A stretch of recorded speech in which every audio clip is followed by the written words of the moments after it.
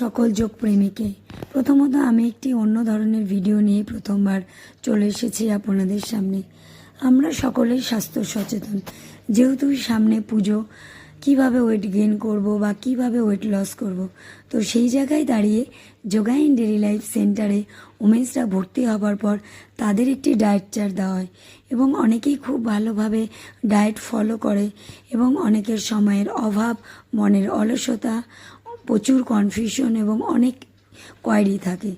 সেই জায়গায় দাঁড়িয়ে আমি তাদের জন্য একটি হেলদি স্মুদি ভিডিও দেখাবো বলে চলে এসেছি।